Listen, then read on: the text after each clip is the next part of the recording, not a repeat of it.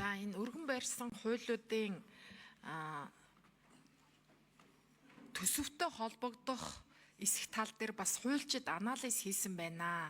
Тэгээд одоо хууль тогтоомжийн тухай хуулийн 29-ийн 5 дугаар заалт гэж байгаа. Тэгээд тэрэн дээр гарсан дүгнэлт юу вэ гэхээр би бас зарим талаар санал нийлж байна. Юу вэ гэхээр яг одоо төсөвтөө үзүүлэх нөлөөллийн судалгаа тун одоо бага хийгдсэн буюу яг нөгөө зардал үр ашгийн үнэлгээ бол баг байхгүйтэй адил болсон байна гэсэн ийм дүгнэлтийг хуульчид бас гаргасан байж шүү. За хоёрдугаарт нь бас түрүүн асуух чад болсон. Ер нь бол энэ зүгээр илэрхийллийн жоохон алдаа гарсан байх гэж бодсон.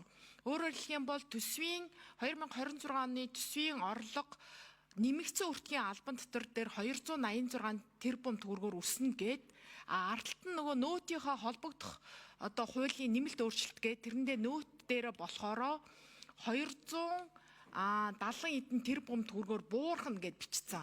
Тэгэхээр нөө өнгөц харж байгаа хүнд хоёр өөр дүгнэлт юм шиг. Бодвол одоо нөөтийн одоо тухай хуулинд өөрчлөлт орсноор суур татвар төлөгчдийн тоо нэмэгдээд төлж байгаа буцаа олголт зарим хэрэглэгчдээр буураад нийт дүнгээрэл тийм одоо тухайн дүнгээр өсөх магадaltaй байсан буурж байгаа гэсэн санаа юм шиг байна. Гэх мэт энэ төсөв дээр илэрхийллийн байдлаас алдаа дутагдал байна шүү.